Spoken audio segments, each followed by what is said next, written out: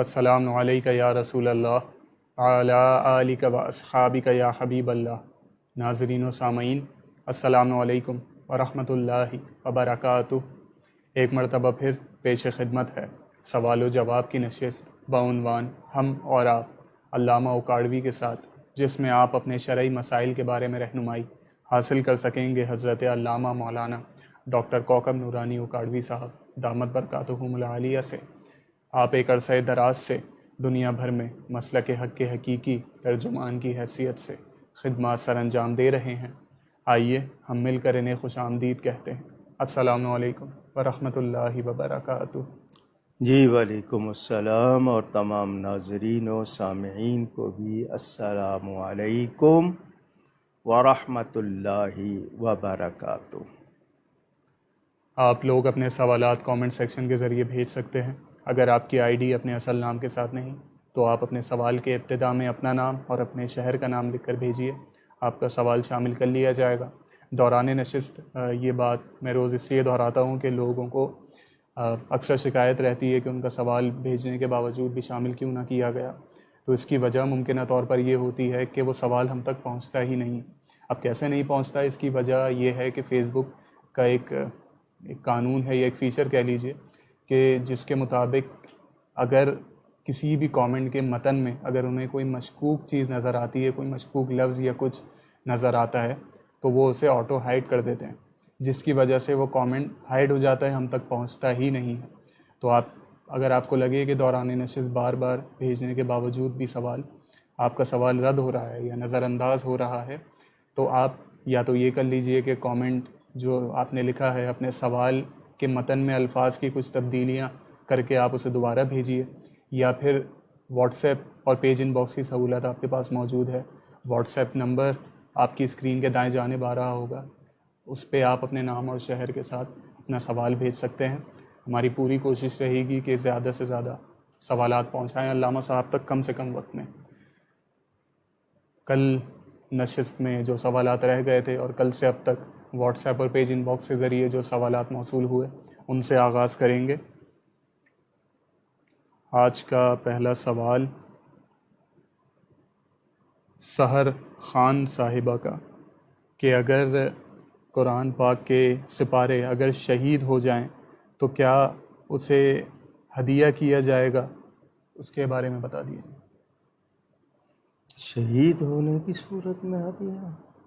انہوں نے سوال میں الفاظ اس طرح کے لیکن سمجھ نہیں پا رہا۔ شہید ہو جائیں تو اس کا بسم ہدیہ اللہ والحمد للہ والصلاة والسلام علی رسول اللہ۔ ہدیہ کتنا دیا جائے گا یہ لکھا ہے۔ اچھا، قرآن کریم کے اوراق، ورق کی جمع اوراق، پیپرز آپ کے استعمال میں بوسیدہ ہو جائیں، بے دہانی میں پھٹ جائیں تو ان کو سمندر برد کیا جاتا ہے۔ آپ سے کوئی کوتاہی ہوئی ہے تو آپ اپنی حیثیت کے مطابق صدقہ کریں، کہ آپ سے اگر کوئی پھٹ گیا ہے یا ضائع ہوا ہے تو آپ اپنی حیثیت کے مطابق ہدیہ کریں۔ اور باقی مقدس اوراق کے حوالے سے کچھ تنظیمیں بنی ہوئی ہیں، ان کے پاس جمع ہو جاتے ہیں تو وہ سمندر میں جا کر ڈال دیتے ہیں۔ ہمارے ہاں لوگوں کی سہولت کے لیے کہ کم خرچ میں وہ ایسا کاغذ استعمال کرتے ہیں جو دیر پا نہیں ہوتا، لانگ لاسٹنگ۔ اچھے کاغذ پر ہونا چاہیے، لوگوں کو بھی اچھی طرح اس کا استعمال کرنا چاہیے، لیکن پڑھنے کے دوران بچوں سے یا دوسروں سے یا ایسے کاغذ پہ جب چھپے ہوتے ہیں جو کاغذ معیاری نہیں ہوتا تو یہ چیزیں ہوتی ہیں۔ اس حوالے سے ہم سب کو بہت زیادہ احتیاط کرنی چاہیے، تاہم قرآن شریف آپ سے کبھی گر جائے، آپ سے کوئی اس کی بے ادبی ہو جائے ارادتاً نہیں، تو آپ کو فوراً توبہ بھی کرنی ہے، اپنی حیثیت کے مطابق کوئی صدقہ ہدیہ کریں، اور خیال رکھیں جان بوجھ کر ہوئی ہے تو پھر تو آپ پر حکم لگے گا شریعت کے حکم سے۔ اگر آپ نے توہین کی ہے، بے ادبی کی ہے تو پھر تو آپ پر حکم لگے گا۔ عبد الرؤوف صاحب کا سوال تانلی حوالہ سے، ابلیس جن تھا یا فرشتہ؟ اس نے خود قرآن میں اس کا بیان موجود ہے کہ اس نے کہا تھا تو نے مجھے آگ سے بنایا ہے اور آدم کو مٹی سے، تو آگ سے بننے والا فرشتہ کہاں سے ہو گیا؟ وہ فرشتہ نہیں تھا۔ ان کا اگلا سوال آئی گیس کمپلیٹ یہ اسی آپ کے جواب میں کور ہو گیا تھا، فرشتے اور جن کی تخلیق میں فرق۔ جی وہ آگ سے بنے ہیں، دھوئیں سے بنے ہیں، فرشتے نور سے بنے ہیں۔ ان کا اچھا اگلا سوال عثمان احمد صاحب کا سوڈان سے، وہ پوچھتے ہیں کہ یہاں سوڈان میں عموماً امام کی داڑھی نہیں ہوتی جو سنی امام ہوتے ہیں، تو لیکن جو دوسرے مسالک کے لوگ ہیں ان کی داڑھی ہوتی ہے، اب جماعت کے لیے کیا حکم ہے، کس کے پیچھے ادا کی جائے گی؟ ایک ہوتا ہے کہ آپ کی اسکن کھال ایسی ہے کہ بال زیادہ گھنے نہیں ہوتے یا زیادہ بڑے نہیں ہوتے، ان کا حکم اور ہے۔ لیکن یہ کہ ایک شخص کاٹتا ہے، ترشواتا ہے یا منڈاتا ہے، تو اس کے پیچھے نماز ہم کیوں پڑھیں گے؟ بھلے وہ صحیح العقیدہ ہو، لیکن وہ جو کر رہا ہے وہ نافرمانی ہے۔ اور ہمارے احناف کا فتویٰ یہی ہے کہ جو داڑھی منڈا ہے، داڑھی کترواتا ہے، قبضے سے کم جس کی داڑھی ہے اور کوئی اس کو بیماری نہیں ہے، کوئی اسکن کا مسئلہ نہیں ہے، تو اس کے پیچھے نماز نہیں پڑھنی چاہیے۔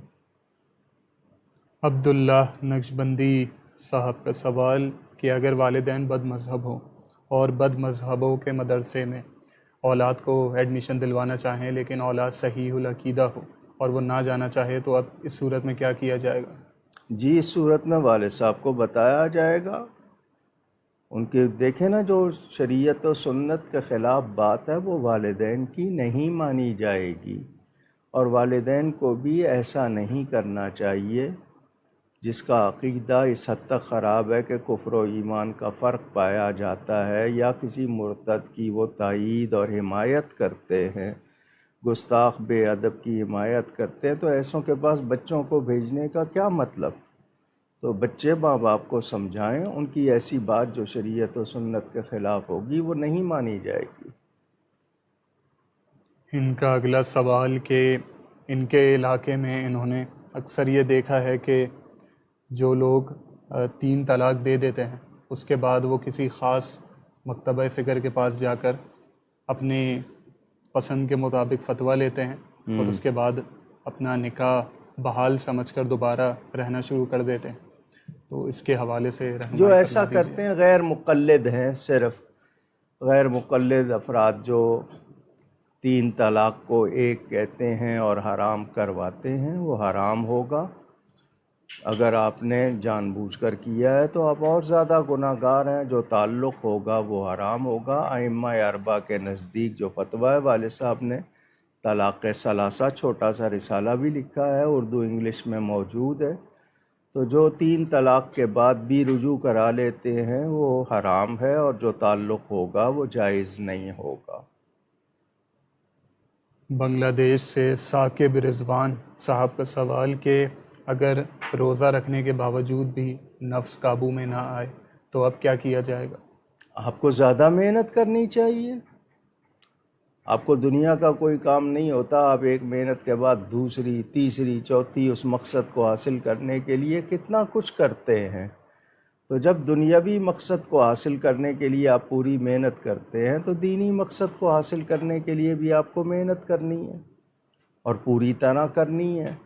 تو اس معاملے میں کوتاہی نہیں، آپ کو بہت زیادہ محنت کرنی چاہیے۔ اگر آپ کے نفس کو آپ قابو نہیں کر پا رہے تو آپ باقاعدہ کوئی اچھی صحبت اختیار کریں، زیادہ تلاوت کریں، زیادہ محنت کریں۔ کلکتہ انڈیا سے ارمان اشرفی صاحب کا سوال، کیا ایک سگی بہن اپنی دوسری سگی بہن کو زکوٰۃ دے سکتی ہے؟ بالکل دے سکتی ہے، اگر وہ مستحق ہے اور صحیح العقیدہ ہے، بالکل دے سکتی ہے۔ بہار انڈیا سے محمد قادری صاحب کا سوال کہ روزے کی حالت میں اگر کتا کاٹ لے تو اب روزے کا کیا حکم ہوگا؟ جی کتے کے کاٹنے سے روزے کو کوئی فرق نہیں پڑتا، لیکن یہ کہ اگر آپ کی اسکن کا مسئلہ ہے، انجیکشن لگوانا پڑتا ہے فوراً، تو آپ کریں، لیکن اگر آپ کو کوئی ایسی کیفیت ہو گئی ہے کہ آپ سے سنبھالی نہیں جا رہی تو اس صورت میں روزہ اگر آپ کا ٹوٹے گا تو بعد میں قضا کرنی پڑے گی۔ سلطان محمد صاحب کا سوال کہ مسجد میں سونا کیا یہ صحیح عمل ہے شریعت کے مطابق؟ معتکف کے لیے آج کل لوگ جو ہیں وہ پنکھے کھول کے اور لیٹ جاتے ہیں، مسجد کا بجلی کا خرچ کرتے ہیں، یہ غلط ہے۔ معتکف جو ہے، اور آپ سنت اعتکاف کر رہے ہیں یا نفل اعتکاف کر رہے ہیں، مسجد میں جب بھی جائیں نویت سنت الاعتکاف اتنا کلمہ ضرور پڑھ لیں، تاکہ وہاں آپ کے لیے پانی پینا بیٹھنا جائز ہو جائے، ورنہ وہاں سوائے عبادت کے آپ کا وقت گزارنا جو ہے یا کھانا پینا منع ہوگا۔ تو آپ اعتکاف کی نیت کر لیں، اگر مسجد انتظامیہ کی طرف سے اجازت ہے اور آپ لیٹ گئے ہیں، سو گئے ہیں، منع نہیں ہے، مگر یہ کہ پوری مسجد کو جناب کپڑے نہیں پہنے ہوئے آپ نے اور بے ہنگم لیٹے ہوئے، تو وہ مسجد کے احترام کے خلاف ہوگا۔ شکیلہ فیاض صاحبہ کا سوال، انہوں نے پوچھا کہ ان کی والدہ پر کچھ رقم تھی واجب الاعادہ جو کہ ان کی والدہ کو ادا کرنی تھی ان کے ماموں کو، لیکن ان کے ماموں انکار کرتے رہے اور منع کرتے رہے کہ نہیں مجھے یہ رقم کی ضرورت نہیں ہے، آپ لوگ رکھیں۔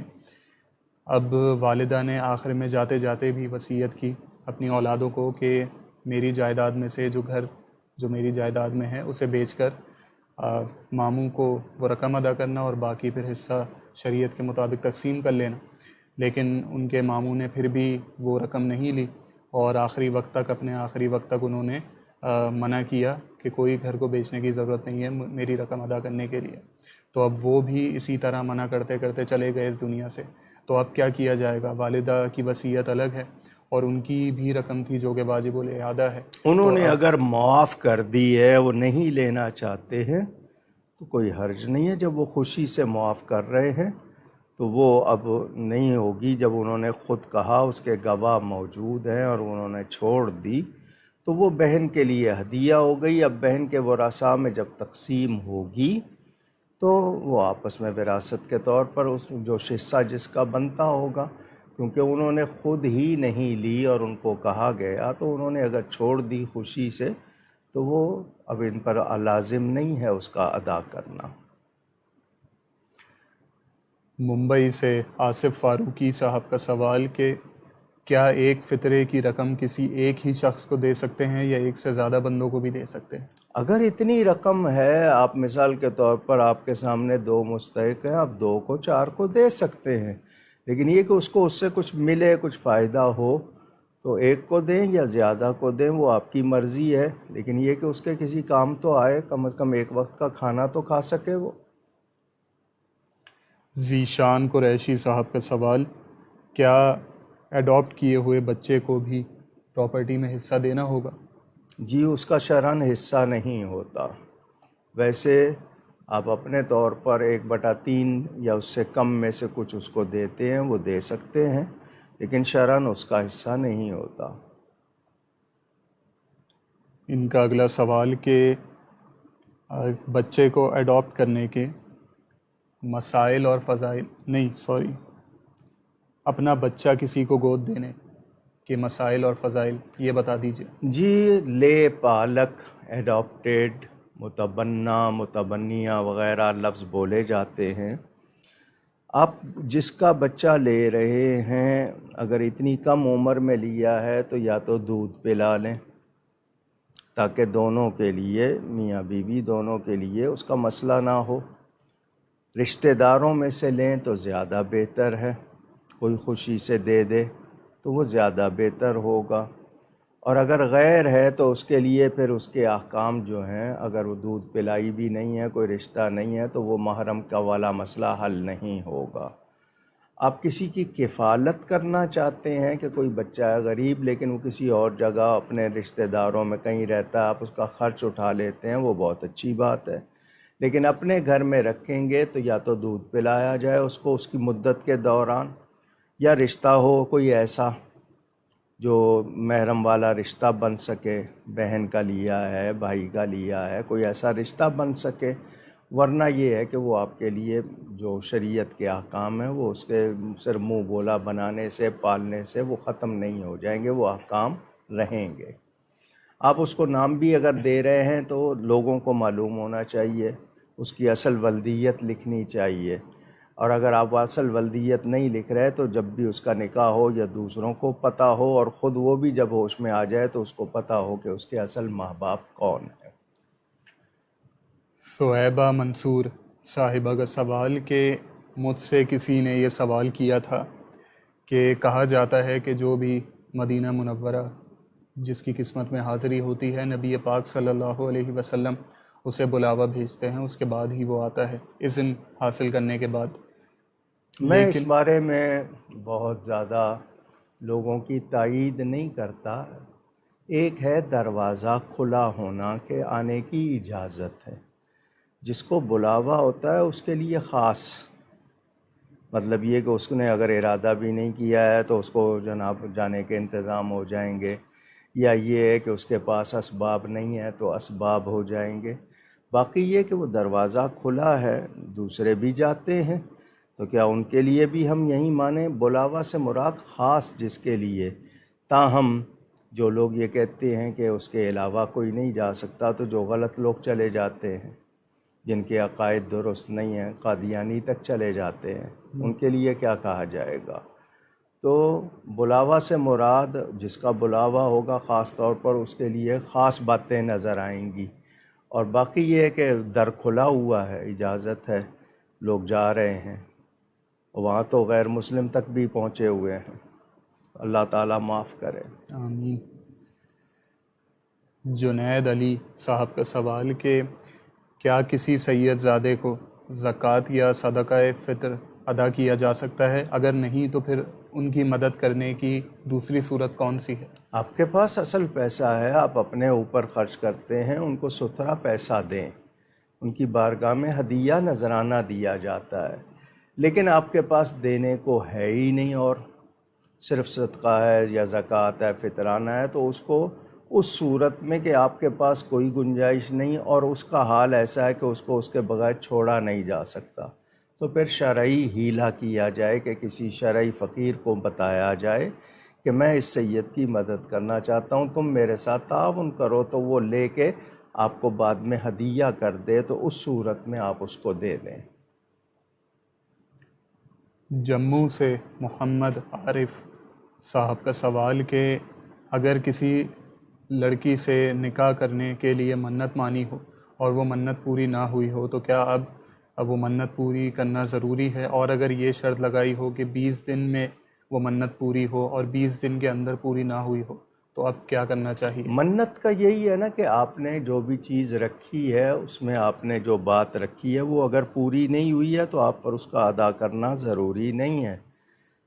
آپ یہی سمجھیں کہ آپ کے لیے اس میں بہتری نہیں تھی، آپ ویسے اللہ کی راہ میں دینا چاہیں وہ آپ کی خوشی ہے، لیکن جس چیز کے لیے آپ نے کہا اور خاص اس کی شرط رکھی اور وہ نہیں ہوئی تو اب آپ پر وہ لازم نہیں ہے۔ فاطمہ عامر صاحبہ کا سوال کہ قرآن پاک پڑھانے کا ہدیہ لینا کیا درست ہے؟ اپنے وقت کا ہدیہ لیا جاتا ہے، آنے جانے کا، وقت دینے کا، محنت کا ہدیہ ہوتا ہے، قرآن کا پڑھانے کا ہدیہ نہیں ہوتا۔ آپ نے پابند کیا ہے نا اس شخص کو کہ وہ اتنا وقت وہ دے گا، آنا جانا ہے، وہ اس کی توانائی ہے، تو وہ اس کے وقت کا اور محنت کا ہدیہ ہے، قرآن پڑھانے کا ہدیہ نہیں ہوتا۔ اور وہ جو پڑھنے کا بھی بعض لوگ لیتے ہیں نا ہدیہ کے مدرسے وہ کہ ان کے لیے انتظامات کرنا، ان کے لیے نشست وغیرہ کرنا، وہ تب ان چیزوں کا ہوتا ہے، قرآن پڑھنے پڑھانے کا ہدیہ نہیں ہوتا۔ سید فیاض صاحب کا سوال کہ اسلام نے قاضی وقت کے کیا اوصاف بیان کیے ہیں؟ خلفائے راشدین کی تو شان بدرجہ اولیٰ ہے، مگر ہمارے ذہنوں میں ابھی تک قرطبہ کا قاضی ہی نقش ہے، دور حاضر کے حوالے سے رہنمائی فرمائیے۔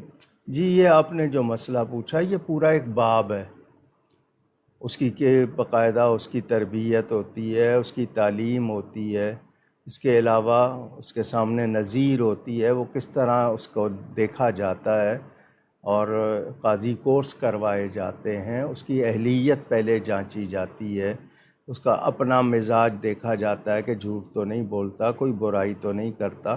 تو یہ تمام پورا ایک باب ہے یہ. تو اس میں اس کے لیے سب سے پہلے اہلیت ہونا. اہلیت کا مطلب اس کی ایبیلٹی ہو اتنی کہ وہ باقاعدہ یعنی قضاء کے احکام کو سمجھتا ہو، دو پارٹیوں کو سن کر کیسے فیصلہ کرنا ہے، وہ ساری صلاحیت اس میں ہو. اس کے بعد وہ عادل ہو، متقی ہو، وہ ہرگز فاسق نہ ہو، نہ فی العقیدہ نہ فی العمل، یعنی نافرمان نہ ہو عقیدے میں بھی اور عمل میں بھی. یہ ساری اس کی صلاحیتیں ہوتی ہیں، اور یہ اسلامی عدالتوں میں اس کے لیے باقاعدہ نصاب بھی ہے، سب کچھ ہے. فی زمانہ جو کورٹس ہیں یہ تو شرعی کورٹس نہیں ہیں، ان میں تو دوسروں کا طریقہ رائج ہے، تو یہ اس حکم میں نہیں آئیں گی. ہاں جہاں جہاں قاضی کورٹس ہوں گی، شرعی کورٹس ہوں گی، ان میں اس کی تمام چیزوں کو دیکھا جاتا ہے. اگلا سوال محمد شفیع صاحب کا کہ کرسی پر بیٹھ کر نماز پڑھنے کے کیا احکام ہیں؟ پہلے کرسیاں نہیں ہوتی تھی، لوگ جو نہیں نماز پڑھ پاتے تھے کھڑے ہو کے کسی مجبوری کی وجہ سے وہ بٹھا دیے جاتے تھے، تو وہ بیٹھ کر اگر سجدہ نہیں بھی کر سکتے تھے تو اشاروں سے پڑھ لیتے تھے. اب یہ ہے کہ کرسی آ گئی ہے. کرسی کے حوالے سے جو کرسی بھی ایک قسم کی نہیں ہے، کئی قسم کی ہیں. اس میں صرف اتنا ہو، اب وہ سب سے باہر نکلتا ہے تو نہیں، اب وہ اس طرح رکھی ہوئی ہے، اس کو بٹھا دیا گیا ہے تو ٹھیک ہے، وہ اب اس میں بیٹھ کر اشاروں سے ارکان ادا کر لے گا. اس بارے میں علماء نے بہت سے فتاوے چھاپ بھی دیے ہیں، آ گئے ہیں سامنے.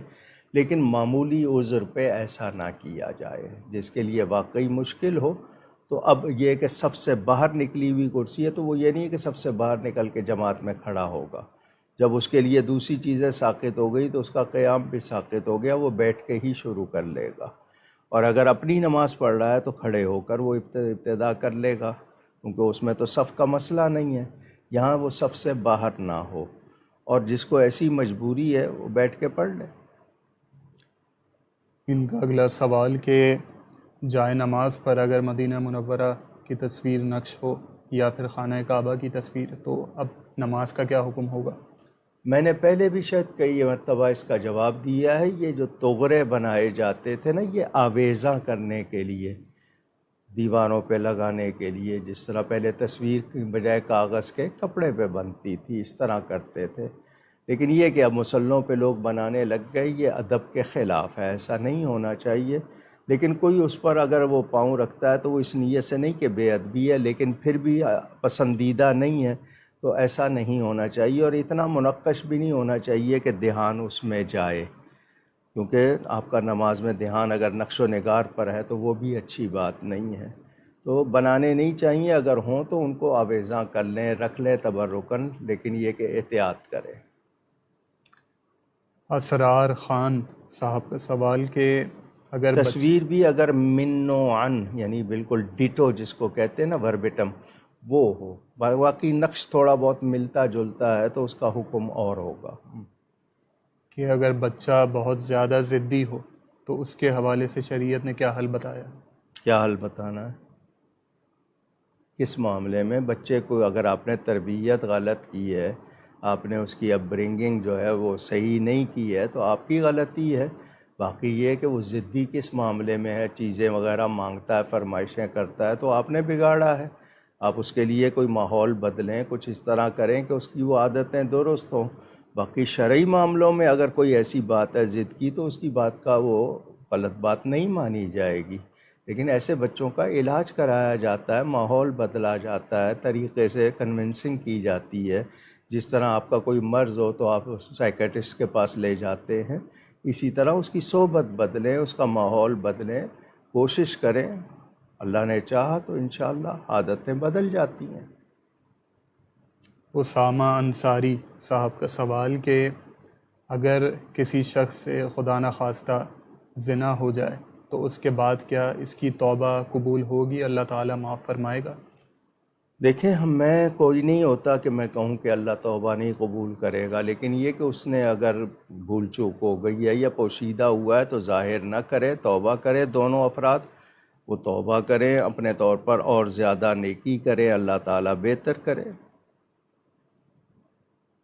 اشر چودھری صاحب کا سوال، ان کا پہلا سوال کہ مطلبی رشتہ داروں سے کیا کنارہ کشی کرنا جائز ہے؟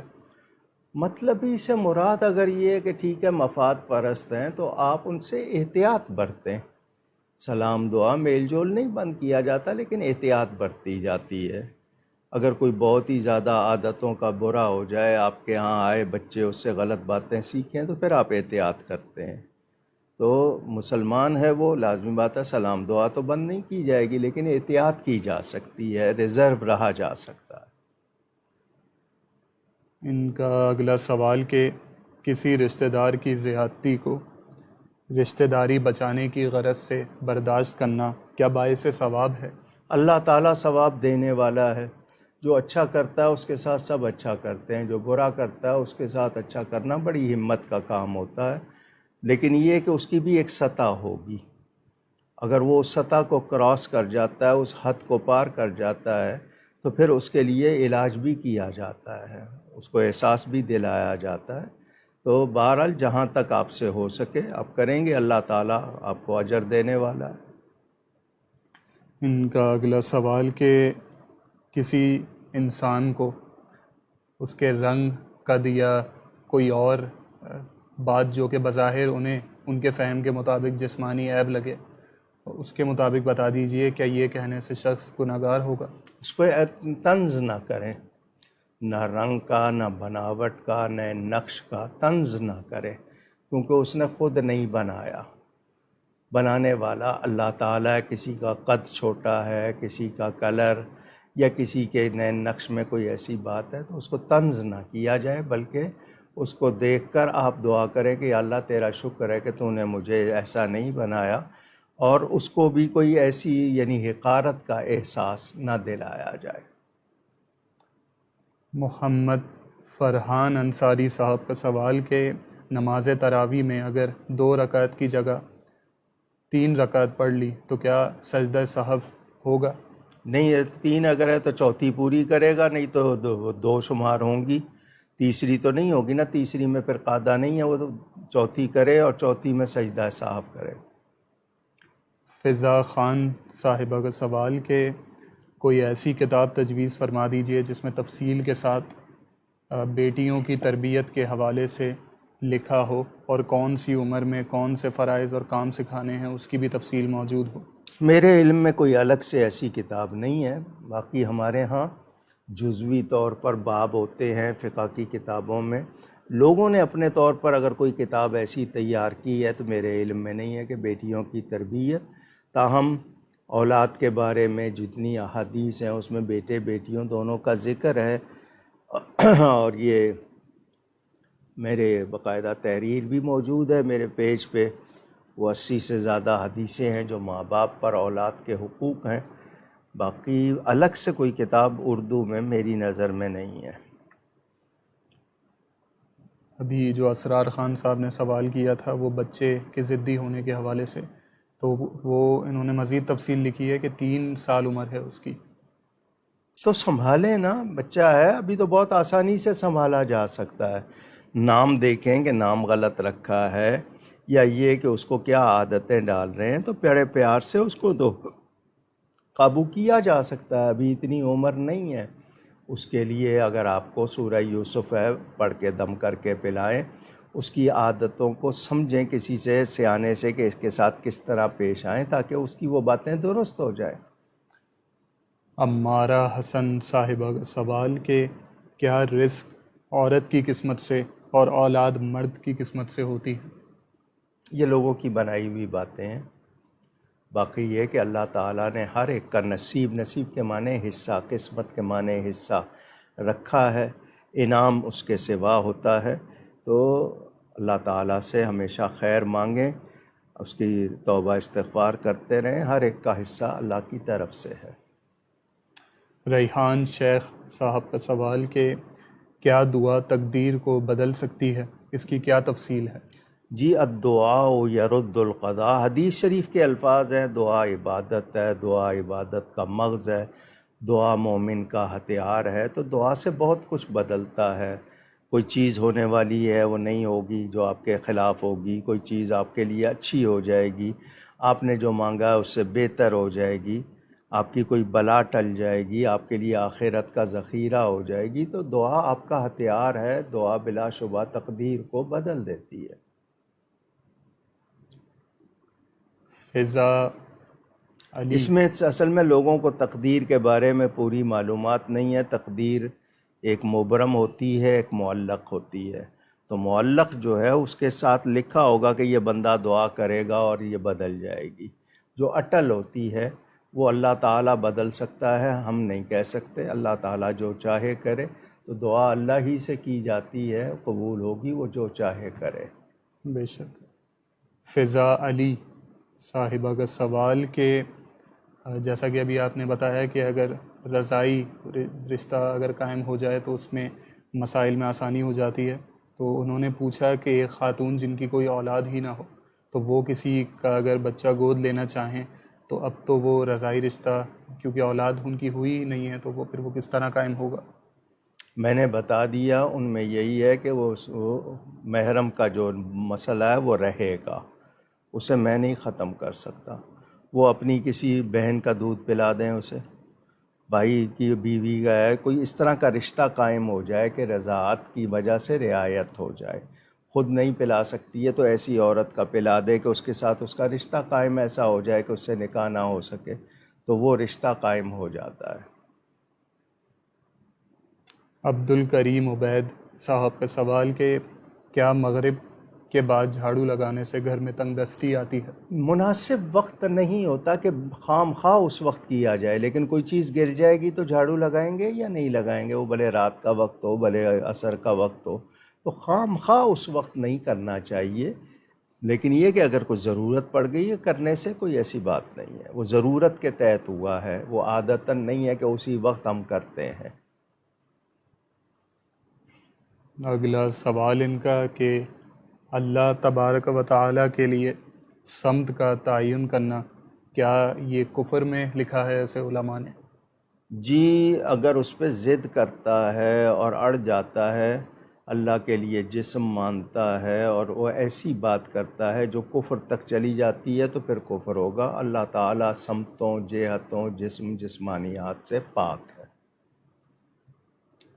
اگلا سوال محمد عمر صاحب کا، کیا شادی کے لیے استخارہ کرنا ضروری ہے؟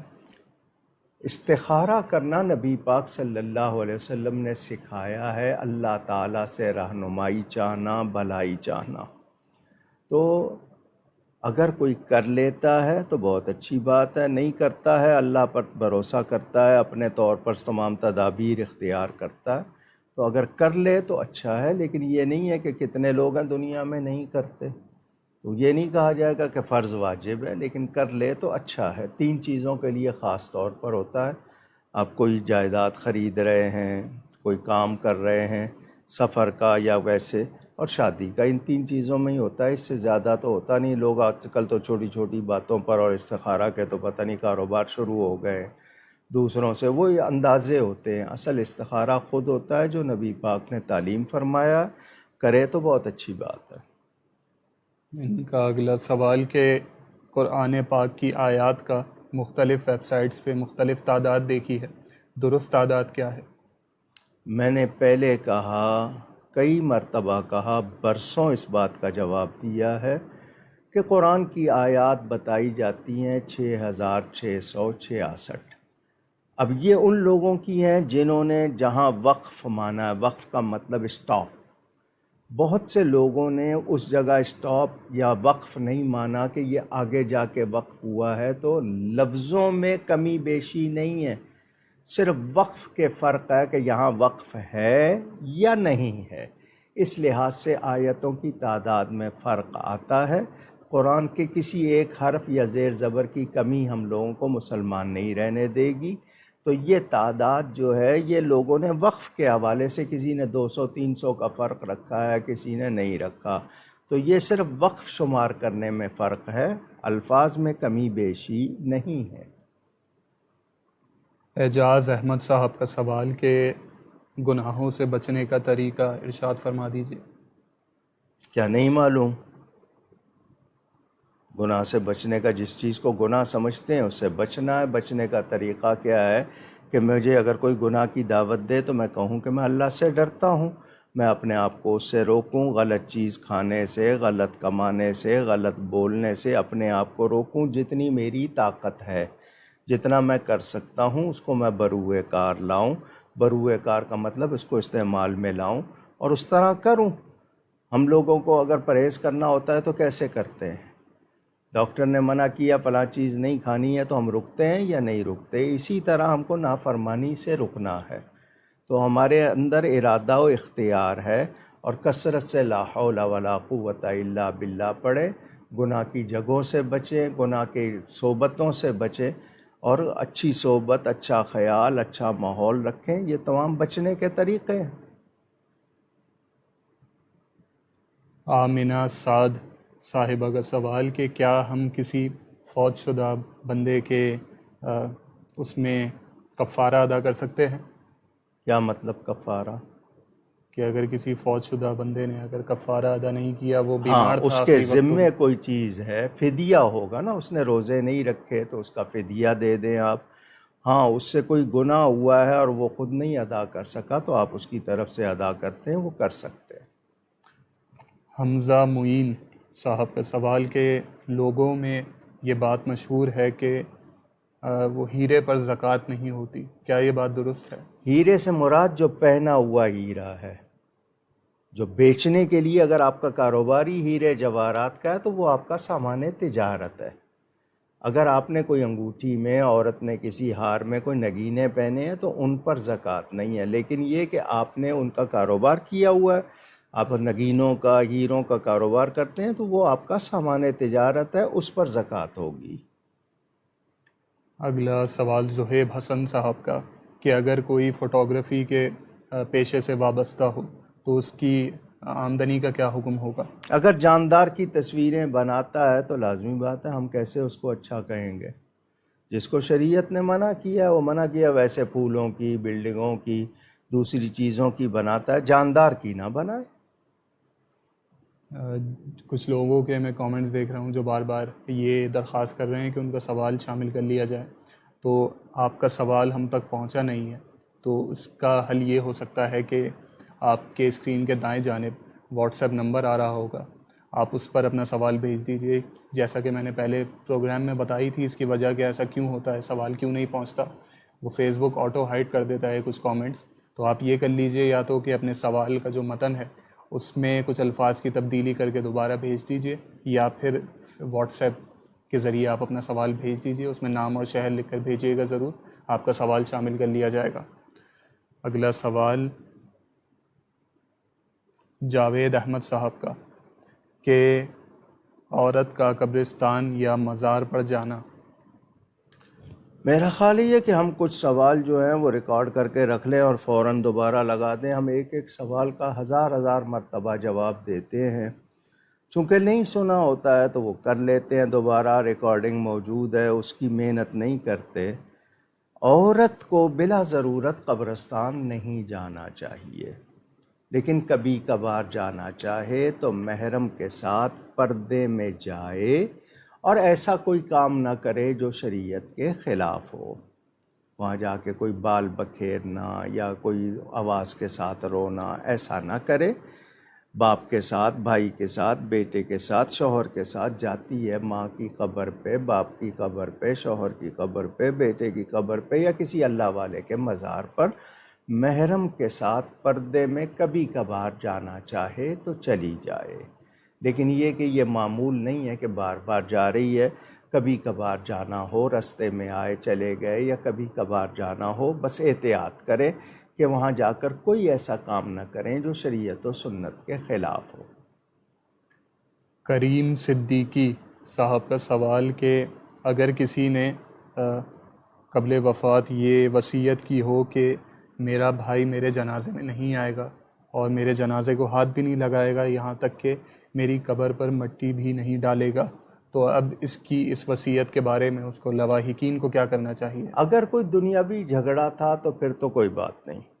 اگر کوئی ایسا تھا جس میں دین کی اس کی وجہ بھی آ جاتی ہے، عقیدے کی خرابی ہو گئی اتنی، یا اس نے کوئی ایسی حرکت کی ہے، تو اس صورت میں اس کو روکا جا سکتا ہے. اور اگر صرف کوئی دنیاوی معاملہ لین دین کا تھا تو اس میں اللہ تعالیٰ معاف کرنے والا ہے، اس کو بھی چاہیے کہ وہ کسی کا دل نہ دکھائے، تو اس میں نہیں روکا جائے گا. ہاں کوئی شرعی عذر ہے تو پھر روکا جا سکتا ہے. ارباز عامر صاحب کا سوال کہ دوران نماز اگر ہنسی آ جائے تو اب نماز کا کیا حکم ہوگا؟ اگر آواز کے ساتھ آئی ہے، قہقہ لگا ہے تو الگ حکم ہے. صرف مسکرا دیا ہے تو نماز بھی نہیں ٹوٹی، لیکن آواز آ گئی ہے تو نماز ٹوٹ گئی. قہقہ لگا ہے تو وضو بھی ٹوٹ گیا. الگ الگ حکم ہے، کس نوعیت کا ہوا ہے اس کے حساب سے ہوگا. اگلے سوالات محمد عدنان صاحب کے. وہ پوچھتے ہیں کہ سوشل میڈیا پر آج کل ایک ٹرینڈ ہے کہ خواتین یہ فیس بک لائیو ویڈیوز میں آ کے مختلف چیزیں بیچتی ہیں، تو خواتین کا جیولری یا پھر کپڑے بیچنا لائیو آ کر یہ کیسا ہے؟ لائیو آ کر مراد یہ کہ وہ خود ان کا چہرہ سامنے ہوتا ہے، وہ خود آتی ہیں، یا صرف یہ کہ چیز سامنے رکھتی ہیں؟ خود وہ احتیاط میں ہوتی ہیں، پردے میں ہوتی ہیں، صرف چیز سامنے رکھتی ہیں تو پھر تو حرج نہیں. لیکن وہ خود سامنے آتی ہیں، بے پردگی ہوتی ہے، ان کے جسم کے حصے نمایاں ہوتے ہیں، پھر غلط ہوگا. اگر خواتین ایک جگہ جمع ہو کر قرآن خوانی کریں اور ان میں یہ تصور باندھیں کہ کوئی بھی ایک خاتون سب کی طرف سے 14 کے 14 آیات سجدہ کر لے گی اور وہ یہ سمجھیں کہ سب کی طرف سے ادا ہو گئے، کیا یہ درست ہے؟ غلط ہے. جس نے تلاوت کی ہے آیت سجدہ کی اس پر ہے، اور اگر اس نے آواز کے ساتھ کی ہے، سب نے سنی ہے، تو پھر سب پر ہے. اور ورنہ یہ کہ جس نے آیت سجدہ پڑھی ہے اس پر سجدہ ہے، باقی پر نہیں ہے. باقی نے سنا نہیں، پڑھا نہیں، تو ان پر کیسے ہو گیا؟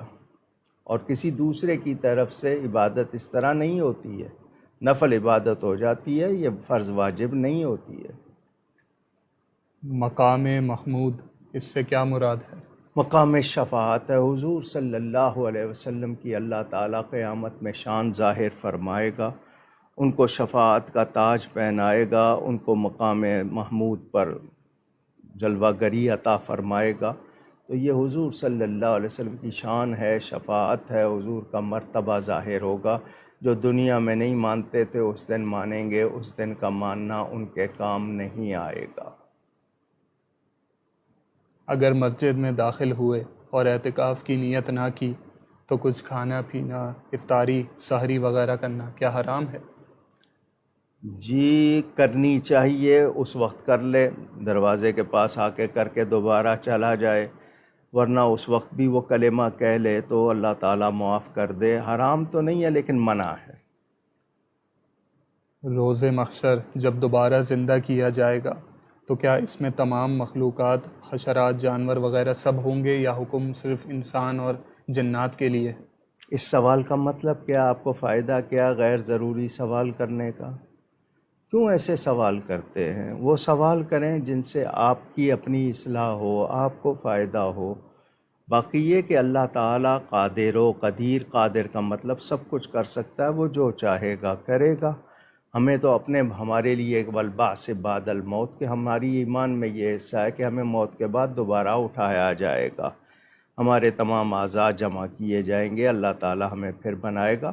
تو ہمیں اتنی ہی بات پر رہنا چاہیے. اب یہ کہ چیونٹی بھی دوبارہ بنے گی یا نہیں، اور فلانی چیز بھی نہیں بنے گی یا بنے گی، ہمیں اتنی تفصیل میں جانے سے حاصل غیر ضروری سوالات سے بچنا چاہیے. اقرا وسیم صاحبہ کا سوال کہ میت کے لواحقین کے لیے کیا ان کی میت میں آنے والوں کی خاطر تواضع ضروری ہے، کیونکہ وہ پہلے ہی بڑے دکھ سے گزر رہے ہوتے ہیں اور لوگوں کی خاطر تواضع نہ کرنے کی وجہ سے ان کی ناراضگی کا بھی اندیشہ ہوتا ہے؟ پتہ نہیں، میں نے 50 مرتبہ جلسوں میں بھی بیان کیا، ویسے بھی بتایا. شریعت کا حکم یہ ہے کہ جس کے گھر میں میت ہو جائے، کسی کی وفات ہو جائے، تو رشتہ داروں اور پڑوسیوں کو چاہیے کہ 3 دن تک ان کے کھانے پینے کا انتظام کریں. کن کو؟ رشتہ داروں کو اور پڑوسیوں کو. وہ 3 دن اپنے گھر میں چولہا نہ جلائیں، سوگ کر سکتے ہیں، ان کو اجازت ہے. مگر ہمارے ہاں معاملات الٹے ہو گئے. میت والے کو اپنا غم بھلا کر آنے والوں کا انتظام کے ٹینٹ لگوائے، ان کے لیے دریاں بچھائے، ٹھنڈے پانی کا انتظام کرے، ان کے کھانے پینے کی فکر کرے. قبرستان میں جانا ہے، اس نے جگہ لینی ہے، کفن کا انتظام کرنا، وہ یہ سب بھول کے لوگوں کے اس میں لگا ہوتا ہے. یہ کام آپ لوگوں کے کرنے کے ہیں، رشتہ داروں کے، پڑوسیوں کے، کہ اسے کہیں کہ تم اپنا جو معاملہ ہے وہ دیکھو، جو کام ہمیں ہے ہمیں بتاؤ. اس وقت آگے بڑھ کر اس کے ساتھ تعاون کریں. اگر اس کے کوئی مہمان ہے، دوسرے شہر سے آئے ہیں، ان کا کھانا پینا، یا دوسرے رشتہ دار جو آ گئے، کھانا پینا جائز ہے، مگر وہ کھانا پینا اس سے نہ کروائیں، آپ خود انتظام کریں. آپ لوگ مل کر کھانا پکوائیں، ان کو بھی کھلائیں اور خود بھی کھائیں. لیکن آپ سارا بوجھ اس پر ڈال دیتے ہیں. اس کے پاس پیسے نہیں ہوں، اس کو قرضہ لینا پڑتا ہے. یہ بالکل جائز نہیں ہے کہ اگر اس کے پاس انتظام نہیں، اس کے باوجود اس سے کہا جائے کہ تم مرنا نہیں کر رہے ہو، دیکھو تم یہ نہیں کر رہے ہو. تو یہ بہت بری باتیں ہیں. ہم لوگوں نے اس طرح بہت ہی غلط رسمیں ڈال دی ہیں کہ جی وہ چنے بھی لائے، چنے میں کشمش ملائے، مکھانے ملائے، یہ ملائے، وہ ملائے. نہیں کرتا ہے تو اس کو تانے دیتے ہیں. یہ بہت بری باتیں ہیں. تو اس کے ساتھ اس وقت ہمدردی کریں، اس کے ساتھ بھلائی کریں. اور جو لوگ اسی شہر کے رہنے والے ہیں، اگر وہ وہیں کھاتے ہیں تو کھانے کا انتظام خود کریں. یہ نہیں ہے کہ اس پر وہ بوجھ بن جائیں. اس طرح نہیں کرنا چاہیے. طلحہ صاحب کا سوال کہ کیا گیس کا استعمال کرتے وقت کمپریسر یوز کیا جا سکتا ہے؟ اس حوالے سے حکمران، ہمارے ماحول، دوسری چیزیں بہت سی سامنے آتی ہیں کہ کیا وجہ ہے کہ حکومت جن چیزوں کو فراہم نہیں کرتی، ان کے بل، ان کے ٹیکسز کیوں لیتی ہے. اب یہ ہے کہ کسی ایک علاقے کا بند کیا ہوا ہے، دوسرے علاقے کا کھولا ہوا ہے، تو وہ لوگ کیسے گزارا کریں. وہ جناب اس طرح کے کمپریسر پانی کے لیے یا گیس کے لیے لگاتے ہیں. اب وہ بازار میں چیزیں بک بھی رہی ہیں، وہ لگاتے بھی ہیں، اور یہ کہ آپ فراہم نہیں کر رہے تو ان کو کس طرح ملے گی. البتہ کسی اور کا وہ بند کر کے لے رہے ہیں تو کوئی گنجائش نہیں. مثلا پڑوسی کا انہوں نے روک دیا اور خود لے لیا، یہ غلط ہوگا.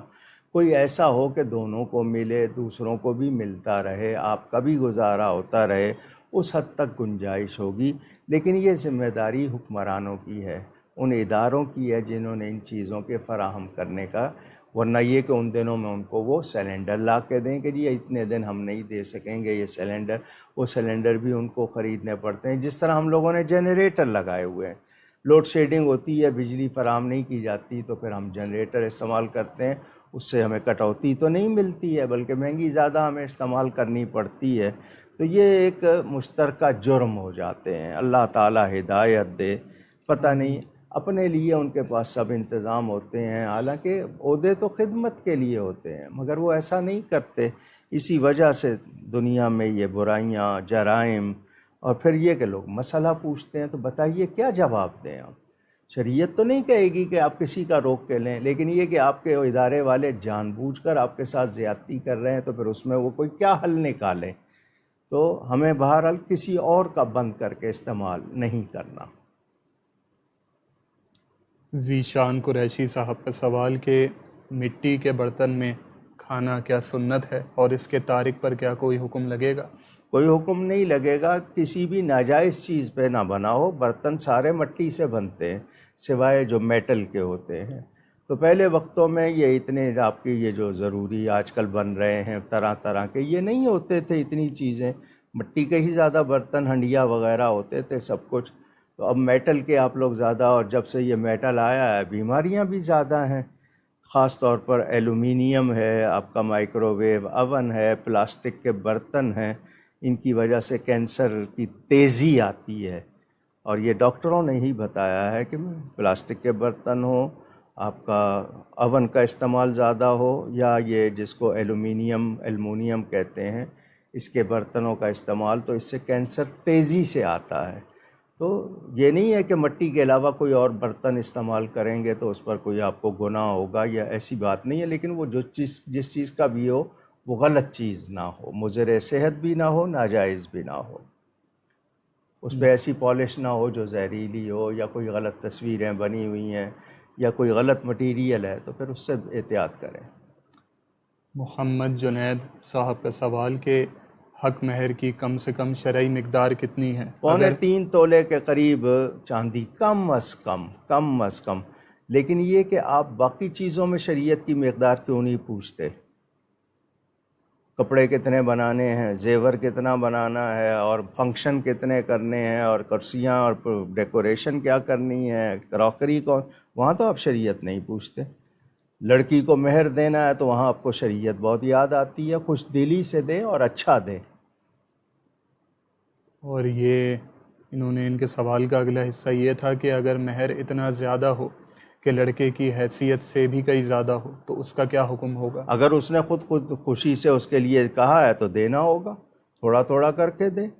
دکھاوے کو باندھا ہے تو غلط باندھا ہے، اس کی مقدار کی کوئی حد نہیں ہے۔ وہ اگر 1 کروڑ روپیہ بھی لکھتا ہے تو اس نے لکھوایا ہے تو اس کو دینا ہے، وہ آہستہ آہستہ کر کے دے، تھوڑا تھوڑا کر کے دے، لیکن اتنا ہی لکھوائیں جو خوش دلی سے اچھا ہو۔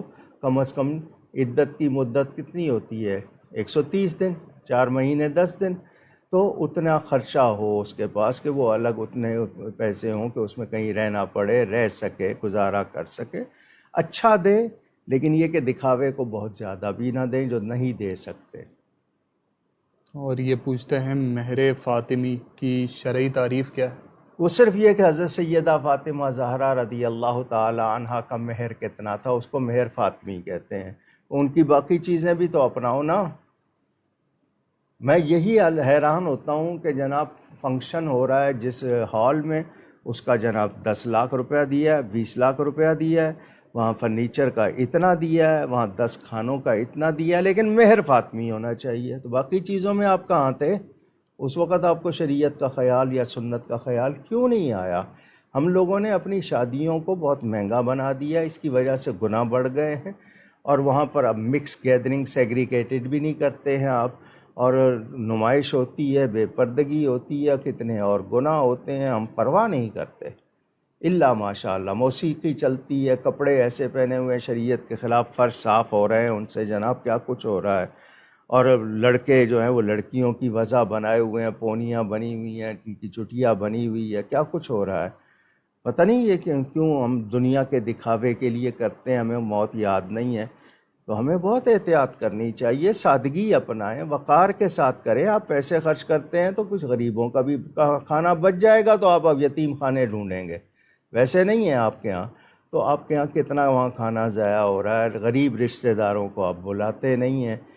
مسلم شریف میں حدیث ہے، اس ولیمے کو برا کھانا کہا جس میں غریب رشتہ داروں کو نہ بلایا جائے۔ تو ہمیں اپنے تمام معمولات پر خود نظر کرنی چاہیے کہ ہم کیا کیا غلط کر رہے ہیں، کتنے غلط رواج۔ نہیں جی وہ فلاں کا چونکہ فلاں حال میں ہوا تھا، پتہ چلا جی اس کے 3 کروڑ روپے اس نے لیے تھے، میں بھی وہیں کروں گا، پھر مہر فاطمی۔ مجھے نہیں یہ باتیں سمجھ آتی۔ ان کا اگلا سوال کہ اگر عورت اپنا مہر معاف کر دے یا شوہر معاف کروا لے تو کیا اس سے واقعی معاف ہو جاتا ہے یا پھر ادا کرنا پڑتا ہے؟ کیوں معاف کروا رہا ہے؟ ہمت ہے تو جہاں کہیں اور کسی کے پیسے ہیں وہ ذرا اپنے پیسے اس کو معاف کرے نا، ذرا پتہ چلے۔ یا کسی اور سے تجارت کے معاملے میں وہاں کر کے دیکھا ہے نا، صرف اپنی بیوی پہ ہی زور چلانا ہے۔ اللہ نے اس کا حق رکھا ہے، اس کو دو خوشی سے، وہ خوشی سے خود معاف کر دے، کر سکتی ہے، لیکن معاف کرانا نہیں چاہیے۔ جب اللہ نے اس کا حق رکھا ہے اس کو دینا چاہیے۔ اکرام اللہ خان صاحب کا سوال کہ عالم بننے کے لیے کتنا علم ہونا ضروری ہے؟ علم کی پیمائش نہیں ہوتی ہے، ہمارے ہاں ایک نصاب ہے، اس میں اتنی سمجھ آ جائے کہ حروف اور لفظ کی پہچان، جملہ بنانا، عربی سے اردو، اردو سے عربی کرنا آ جائے، اس کو معنی کرنا آ جائے عربی عبارت کا۔ پھر یہ کہ عربی کتابوں میں زیر زبر نہیں ہوتے ہیں، اس میں صرف نہ پڑھنے کے بعد اتنی صلاحیت آ جاتی ہے کہ وہ بغیر زیر زبر کے عبارت پڑھ لیتا ہے، اس کا معنی کر لیتا ہے، پھر اس کو مسئلہ کیسے حل کرنا ہے، تو فقہ پڑھائی جاتی ہے، فقہ کے بعد حدیث و تفسیر سکھائی جاتی ہے، اتنی قابلیت کہ وہ مسئلہ معلوم کر سکے، قرآن حدیث سے نکال سکے، کسی کا حل جو ہے وہ بنا سکے، یہ اتنی قابلیت، باقی اس کی کوئی پیمائش نہیں ہے۔ اور حکم یہ ہے کہ ماں کی گود سے لے کے قبر کی گود تک علم حاصل کرنا ہے، اس کی کوئی انتہا نہیں ہے۔ لیکن ایک خاص صلاحیت آ جاتی ہے جس کو درس نظامی کہتے ہیں، اس کے وہ اتنا قابل ہو جاتا ہے کہ وہ بات کر سکتا ہے، مسئلہ معلوم کر سکتا ہے۔ شہریار صاحب کے سوالات، ان کا پہلا سوال کہ کچھ لوگوں کو دیکھا ہے کہ جوتے پہن کر آفس میں فون پر قرآن شریف کی تلاوت کرتے ہیں، تو اس کے بارے میں کیا حکم ہے؟ کر سکتے ہیں بشرطے کہ اس میں کوئی ناپاک چیز نہ ہو۔ اگر وہ جسم سے لگ رہے ہیں اور ناپاک ہیں تو پھر تو گنجائش نہیں ہے، لیکن یہ کہ صاف ہے، صرف تلا ہے، تلوا جس کو کہتے ہیں، لیکن اوپر کا حصہ ان کا پاؤں وغیرہ جتنے حصے میں ہے وہ حصہ پاک ہے، تو کر سکتے ہیں۔ ادب کا تقاضا یہ ہے کہ اس کا جوتا اتار دیں، اور اگر وہ جوتا پہن کے بھی کر رہے ہیں تو کر سکتے ہیں، لیکن یہ کہ ادب رہے، بیٹھنے کا انداز ایسا نہ ہو، یا وہ قرآن شریف کو تھامنے کا انداز ایسا نہ ہو جس کو لوگ عرفاً اچھا نہ سمجھے، تو ادب ہونا چاہیے، باقی کر سکتے ہیں۔ ان کا اگلا سوال کہ تراویح میں جب سجدے میں جائیں تو کیا پڑھنا چاہیے؟ تراویح کے سجدے کے لیے کوئی الگ حکم ہے؟ تسبیح پڑھی جاتی ہے سبحان ربی الاعلیٰ۔ ہاں، آپ اگر یہ کہیں کہ آیت سجدہ میں کیا پڑھیں تو اس میں فتبارک اللہ احسن الخالقین یہ کلمہ بھی پڑھا جاتا ہے، لیکن تسبیح پڑھی جائے گی سبحان ربی الاعلیٰ وبحمدہ ساتھ کہہ لے، لیکن یہ کہ تسبیح یعنی سجدے میں تسبیح ہی پڑھی جاتی ہے۔ ٹھٹا سے شاہ نواز صاحب کا سوال کہ تراویح کی نماز کے جو 14 سجدہ تلاوت، کیا وہ ایک ساتھ ادا کیے جا سکتے ہیں یا الگ الگ کر کے ادا کرنے ہوں؟ جی، آپ نے اگر خود نماز پڑھتے ہوئے تلاوت خود کی ہے تو جب تلاوت کا وہ سجدے کا آئیے آیت تو اسی وقت کرنا چاہیے نماز پڑھتے ہوئے۔ آپ ویسے تلاوت کر رہے ہیں تو بعد میں بھی 14 اکٹھے بھی کر سکتے ہیں، اور اگر آپ کسی کے پیچھے نماز پڑھ رہے ہیں، اس نے پڑھی ہے تو آپ کو اس کے ساتھ ہی ادا کرنا ہے۔ خود آپ پڑھ رہے ہیں تلاوت کرتے ہوئے، آیت سجدہ آ گئی تو اسی وقت کرنا چاہیے، اگر آپ نہیں کرتے ہیں تو آپ کو بعد میں کرنا ہے، اور اکٹھے بھی کر سکتے ہیں، لیکن ہر ایک میں اللہ اکبر کہنا شرط ہوگا۔ شکیلہ فیاض صاحبہ کے سوالات، ان کا پہلا سوال کہ آپ کا بیان سن کر اور آپ کی تبلیغ سے میرے شوہر نے اپنے چہرے پر اب داڑھی سجا لی ہے، ان کو اب چہرے پر خود سے کلر کرنا نہیں آتا، تو مجھے بعض اوقات ان کی مدد کرنی پڑتی ہے، تو کیا میرے لیے یہ جائز ہے ان کی داڑھی پر کلر کرنا؟ کوئی حرج نہیں ہے، سر پر ہو کلر ہو، تیل لگانا پڑے، مالش کرنی پڑے، بیویاں کر سکتی ہیں بالکل، تو ضرور کریں۔ ان کا اگلا سوال کہ مجھے مہمانوں کو اچھے برتنوں میں کھلانا اچھا لگتا ہے، مگر گزشتہ دنوں آپ کے ایک بیان میں یہ سنا کہ جب سادے میں گزارا ہو جاتا ہے تو پھر سامان تعیش کیوں؟ تو اب اس کی وضاحت فرما دیجیے۔ مطلب یہ کہ دکھاوا کوئی اس میں یہ نہ ہو، فضول خرچی نہ ہو، اچھے برتن لیے کوئی حرج نہیں ہے۔ آپ 1 کروڑ روپے کا ایک برتن استعمال کریں، منع نہیں ہے، لیکن اللہ کی نعمت کا شکر ہو، اس میں فضول خرچی نہ ہو، دکھاوا نہ ہو، مقصد دوسرے کو حقیر سمجھنا یا کوئی وہ چیز نہ ہو، اور فضول خرچی نہ ہو۔ آپ 1 لاکھ روپے کا کپڑا پہنے گز، آپ کو اجازت ہے، مگر اس کو پہن کے دوسرے کو حقیر سمجھ رہے ہیں تو وہ غلط ہے۔ تو تعیش کا مطلب یہ ہے کہ آپ اس سے اگر کم میں ہو جاتا ہے تو وہ یہی ہے نا، پھر اس کے ٹوٹنے پہ دکھ بھی تو اتنا ہی ہوتا ہے نا کہ جی ناب اتنا مہنگا تھا، سیٹ بیکار ہو گیا، تو منع نہیں ہے۔ آپ اچھے سے اچھا استعمال کریں، جائز کریں، حلال کمائی سے کریں، دکھاوا مقصد نہ ہو، اللہ کی نعمت ہو، کوئی حرج نہیں۔ اظہر شیخ صاحب کا سوال حیدرآباد سے کہ اگر کوئی شخص روافظ کے نوحے اپنے واٹس ایپ اسٹیٹس یا پھر فیس بک اسٹوریز پر لگائے تو اب یہ کس درجے میں آئیں گے؟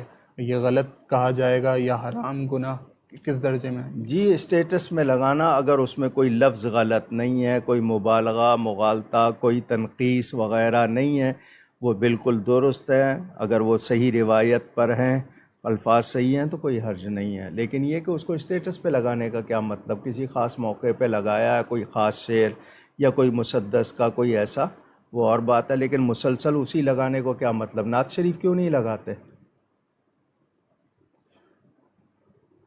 اعجاز احمد صاحب کا سوال کہ کیا مسافر جمعہ کی امامت کروا سکتا ہے؟ جی، اگر اس کو کیا کہتے ہیں، کیونکہ جمعہ کی 2 رکعت ہیں وہ پڑھا سکتا ہے، اگر عالم ہے، فاضل ہے، لوگ اس کے پیچھے پڑھنا چاہتے ہیں، یا وہ ایسے لوگوں کے ساتھ ہے کہ وہاں پر لوگ پڑھنا چاہتے ہیں اور وہ ان میں باشرہ ہے، پڑھا سکتا ہے۔ سمینہ راوڈہ صاحبہ کا سوال لاس اینجلس سے، انہوں نے پوچھا کہ اگر کسی کے والد صاحب نے اپنے بیٹے کو آگ کر دیا ہو اور انتقال سے پہلے معافی مانگنے کی وجہ سے معاف بھی کر دیا ہو تو کیا اب معافی ہو جائے گی؟ کیونکہ پہلے وہ آگ کر چکے تھے، اور آگ کرنے کی وضاحت بھی بتا دیجئے، شرعی تعریف کیا ہے اس کی؟ جی، نافرمان ہو بیٹا، توہین کرتا ہو، بے ادبی کرتا ہو، عقیدہ خراب ہو گیا ہو، غلط صحبت میں پڑتا ہو، ماں باپ کا دل دکھایا ہو، ماں باپ آگ کر سکتے ہیں۔ اگر ماں باپ نے معاف کر دیا ہے تو معافی بھی ان کی مانی جائے گی، ان کا آگ کرنا مانا گیا ہے تو معاف کرنا کیوں نہیں مانا جائے گا؟ لیکن یہ کہ اسے چاہیے کہ اس ماں باپ کو اگر ناراض کیا تو ان کے لیے اتنی ہی اچھی نیکی کرے، زیادہ ایصال ثواب کرے، اور اپنے لیے بھی، تاکہ اس کا وبال اس پر نہ رہے۔ تو انہوں نے اگر معاف کر دیا تو وہ معافی مانی جائے گی۔ محمد ایوب صاحب جودھ پور انڈیا سے، وہ پوچھتے ہیں کہ اگر کوئی ایسا گاؤں جہاں پر اکثریت کفار کی ہو لیکن وہاں 10 سے 12 گھر مسلمانوں کے بھی ہوں تو کیا اب وہاں پہ جمعہ قائم ہو سکتا ہے؟ اگر وہ شہر ہے، بستی ہے، گاؤں ہے، گاؤں کس طرح کا ہے، وہاں ڈاک خانہ ہے، آج کل کے حساب سے وہاں پر جو سہولتیں ہوتی ہیں لوگوں کو وہ ہیں، اور اگر مسلمان وہاں رہتے ہیں، 3 آدمی مل کے نماز پڑھنا چاہتے ہیں تو وہ پڑھ سکتے ہیں۔ اگر وہاں شروع کر دیا ہے انہوں نے کسی جگہ تو وہ ضرور پڑھیں۔ حماد مصطفی صاحب کا سوال کہ اگر بینک سے گھر لیتے ہیں اور وہ یہ کہیں کہ پہلے 5 سال آپ کو 7%، پھر 5 سال مزید جب گزر جائیں تو اس کے بعد 10%، اور پھر اسی طرح پھر ریوالونگ ریٹ پر آپ کو بینک سے آپ کو گھر ریٹ پر ملے گا، تو اب بتائیں کہ اس کا کیا حکم ہوگا؟ کیا حکم ہوگا؟ سود ہے۔ لیکن باہر کے ملک میں رہتے ہیں، وہاں پر آپ نقد خرید نہیں سکتے، بینک کے تھرو جانا پڑتا ہے، وہاں کچھ ایسی صورت کرے کم سے کم مدت ہو، آپ کو اپنی طرف سے سود نہ دینا پڑے، جو سود کہیں سے ملتا ہے اسی سے وہ ادا ہو، اس سے جان چھوڑائیں۔ اگر آپ نے خود اپنے لیے وہ کیا ہوا ہے، لیکن یہ کہ میں سود کو جائز کرنے والا کون ہوں، میری کیا حیثیت ہے، اور میں کر نہیں سکتا، اور میں کروں کیوں؟ میں اللہ تعالیٰ اس کے رسول کے خلاف تو بات نہیں کر سکتا۔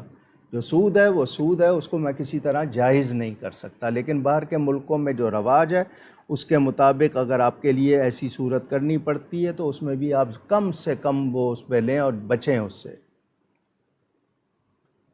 رفعت عالم صاحبہ کا سوال کہ کیا موبائل میں بغیر وضو قرآن شریف کی تلاوت کی جا سکتی ہے؟ کر سکتے ہیں، اچھا نہیں ہے، وضو کر کے پڑھنا چاہیے، تھوڑا بہت کوئی 1-2 آیتیں دیکھی ہیں وہ اور بات ہے، لیکن یہ ہے کہ قرآن شریف کی تلاوت کے لیے وضو کریں تو اچھا ہے، کیوں نہیں کرتے؟ محمد علی صاحب کا سوال کہ اگر کوئی شخص کماتا نہ ہو، جیب خرچ اور عیدی وغیرہ پر ملنے والے تحائف کی رقم ملا کر اگر کچھ رقم جمع ہو جائے تو کیا اب اس پر زکوٰۃ ہوگی؟ اتنی رقم ہو گئی جو 52.5 تولے چاندی کی قیمت کو پہنچ جائے، اس پہ کوئی قرضہ نہ ہو، اس کے علاوہ اس حاجات اصلیہ، اس کی بنیادی ضرورتوں کے علاوہ اتنی رقم پہ سال گزرا ہوگا تو وہ صاحب نصاب ہو جائے گا، وہ بھلے سے تحائف ہوں، وہ بھلے سے لوگوں نے نذرانہ دیا ہو، وہ بھلے سے اس کے جناب کوئی گفٹ ملے ہوں، جو بھی ہے اس کا مالک تو ہے نا۔ تو حاجات اصلیہ کے سوا اس کے پاس 52.5 تولے چاندی کی رقم اس کے برابر ہو جائے، اس پہ سال گزر جائے تو وہ صاحب نصاب ہے۔ اگلا سوال آصف علی صدیقی صاحب کا کہ بچوں کو کھلونے خرید کر دینا کیا جائز ہے؟ کھلونے دینا جائز ہے، مگر کھلونے ایسے نہ ہوں جن سے بچے بگڑیں، ان میں غلط چیزیں آپ اس میں جناب ان کو ایسے جانور لے کے دے رہے ہیں، یا ان کو ایسے گڑیا وغیرہ ڈالز جو بنی ہوتی ہیں، یا آپ ان کو جناب پستول خرید کے دے رہے ہیں، وہ ایسی غلط چیزیں نہ دیں جو ان سے ان کی عادتیں بگڑیں۔ کھلونے دینے میں کوئی حرج نہیں، کھلونے ہوں کو بچوں کے، اس میں بلکہ کوئی تعلیم ہو، کچھ اس میں تھوڑی سی ان کی تربیت ہو، اچھے ہوں، تو وہ کوئی منع نہیں ہے۔ بچے تو سب سے اچھے خود کھلونے ہوتے ہیں۔ تجمل انصاری صاحب کا سوال کہ کسی کے وسیلے سے دعا مانگنا کیا جائز ہے؟ جی، کسی کا مطلب کیا ہے؟ نبی ہوں، ولی ہوں، اللہ کے پیارے ہوں، کسی پیارے کے وسیلے سے مانگنا کرم دوبالا ہوتا ہے۔ ہوں اللہ والے، اللہ کے پیارے ہوں، کسی غلط کا وسیلہ نہ لے لیں۔ بس اعمال بھی ہوتے ہیں، افراد بھی ہوتے ہیں، جگہ بھی ہوتی ہیں، تو اس بالکل درست ہے۔ حکم ہے وابتغوا الیہ الوسیلہ، اور حکم بھی صرف ایمان والوں اور تقوی والوں کو ہے، دوسروں کو نہیں ہے۔ مومنوں اور متقیوں کو ہے کہ اللہ کی طرف وسیلہ تلاش کرو۔ تو عمل بھی وسیلہ ہے، لیکن عمل میں شک ہے، نبی میں شک نہیں ہے۔ میں شک والا وسیلہ کیوں لوں؟ میں یقین والا وسیلہ لوں گا۔ ندا فاطمہ صاحبہ کا سوال کہ کیا جنات کو بھیج کر کسی کے گھر کوئی چوری کروا سکتا ہے؟ پہلی بار سنا ہے، جنات ایسے کام نہیں کرتے۔ لوگوں نے جنات کے بارے میں بہت سی غلط کہانیاں بنائی ہوئی ہیں، اگر اس طرح ہو رہا ہوتا تو پتہ نہیں کیا کچھ ہو جاتا۔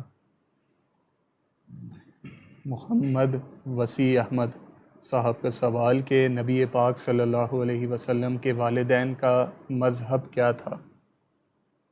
پوچھنے والا کون ہے؟ محمد وسیع احمد۔ آپ کو کسی نے پوچھنے کو کہا یا آپ خود پوچھ رہے ہیں؟ میرے بھائی، میں نے پوری کتاب لکھی ہے والدین رسالت مآب، وہ اللہ کے بہت پیارے، بہت مقرب، بہت نیک، بہت اونچے لوگ، اس امت کے لیے بہت بڑے لوگ، نبی پاک کی امت میں بڑی شان والے لوگ، وہ میرے نبی پاک صلی اللہ علیہ وسلم کے والدین ہیں۔ ان کے ایمان میں شک کرنے والا اپنی فکر کرے۔ ان کا اگلا سوال کہ میں نے سنا تھا کہ حضرت خدیجہ سلام اللہ تعالی علیہا کے بھائی عیسائی تھے، کیا یہ بات درست ہے؟ تو اگر ہوں تو چچا زاد بھائی ورقہ بن نوفل کے بارے میں اگر پوچھ رہے ہیں تو وہ آسمانی کتابوں کے عالم تھے۔ عیسائی اس زمانے میں کیسے تھے، کتنے لوگ اہل کتاب تھے اور صحیح تھے، مواحد تھے؟ حضور صلی اللہ علیہ وسلم نے ان کے بارے میں بتایا کہ وہ جنت میں ٹہلتے ہوئے ان کو دیکھا۔ تو بہت سے لوگ جو پہلے یعنی دین ابراہیمی، دین موسوی، دین عیسوی میں تھے، لیکن مواحد تھے، اللہ تعالیٰ کی توحید کو مانتے تھے اور صحیح عقیدوں پر تھے، تو وہ لوگ یقیناً بخشے جائیں گے۔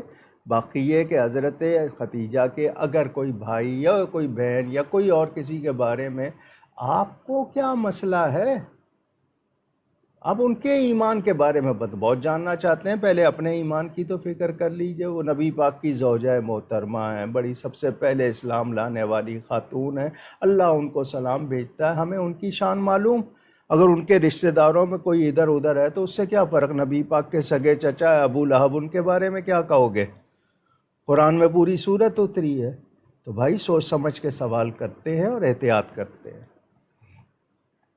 اگلا سوال محمد علی صاحب کا، اگر کوئی ایسا شخص ہو جس کی طبیعت میں اس طرح یا مزاج میں ایسی چیز ہو کہ وہ دوسروں کو حقیر سمجھتا ہو، ایسے شخص سے تعلق رکھنا کیسا ہے؟ تعلق نہیں ہے تو دیکھیں، ہر بات پہ تعلق تعلق تعلق صرف ایسی بات جہاں پر ایمان و کفر کی بات آ جائے، اس حد تک بات چلی جائے، پھر تعلق قطع کیا جاتا ہے۔ باقی چیزوں میں سمجھایا جاتا ہے، اس کو بتایا جاتا ہے، اس کی اصلاح کی کوشش کی جاتی ہے۔ جب کوئی سرکش ہو جائے پھر پیچھے ہٹا جاتا ہے۔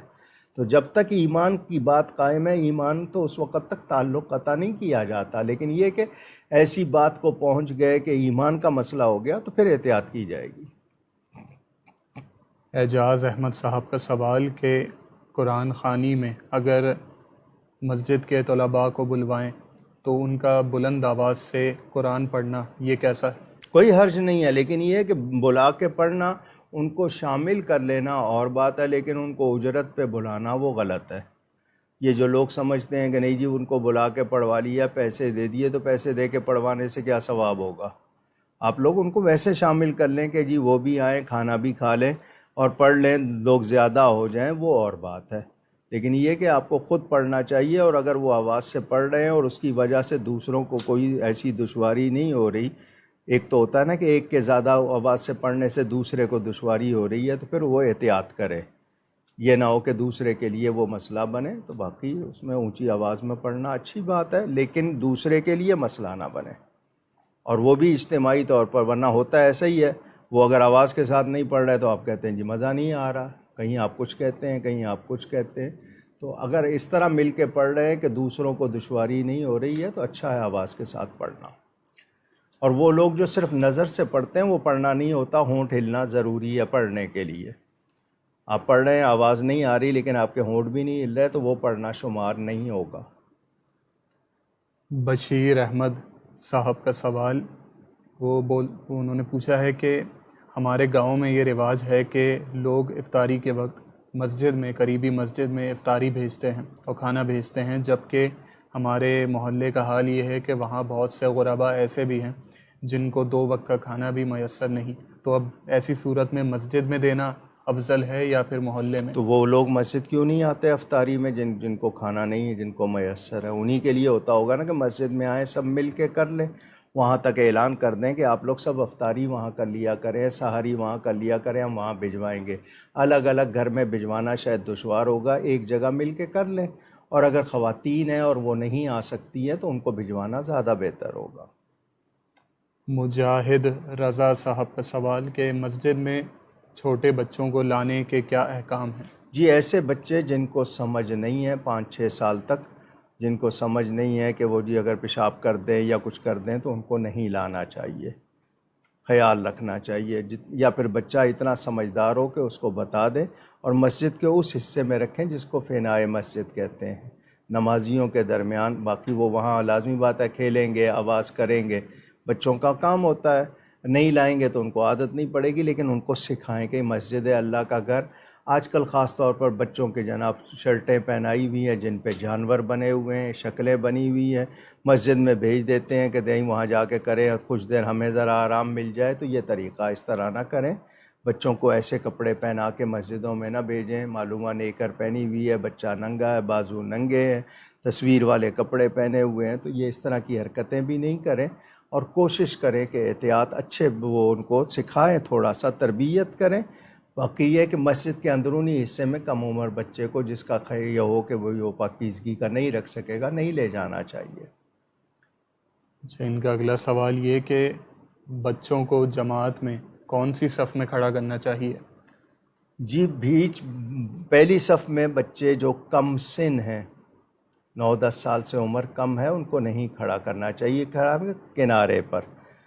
جس بچے کو 9-10 سال کا ہو، صحیح نماز آتی ہو، اس کو صف میں لے لیں گے، لیکن یہ کہ پہلی صف میں کوشش کی جاتی ہے کم سن بچہ نہ ہو، کیونکہ بچے وہ کبھی کبھی آپ سے وہ سجدے میں آپ کے برابر آنے کے لیے صف کا خیال نہیں رکھتے، کبھی وہ تیزی سے جناب پہلے چلے جاتے ہیں، رکوع میں سجدے میں پہلے چلے جاتے ہیں، تو وہ ان کو چونکہ پوری معلومات نہیں ہوتی، تو بہتر ہے ان کو کنارے پہ رکھا جائے، لیکن پیار سے۔ آپ لوگ ان کو دھکے دیتے ہیں تو پھر وہ مسجد سے محبت کیسے ہوگی ان کو، وہ کیسے آئیں گے؟ تو کوشش کریں بچوں کو جو مسجد آئیں ان کو تھوڑا سا پیار سے سمجھا بھی دیا کریں۔ بچوں کی ہی نماز کے حوالے سے عادل خان صاحب نے پوچھا کہ نماز کے لیے اپنے بچوں پر کس حد تک سختی کی جا سکتی ہے؟ آپ پہلے تو خود پابند بنیں، آپ کو دیکھ کے بچے خود بخود پڑھنے لگیں گے۔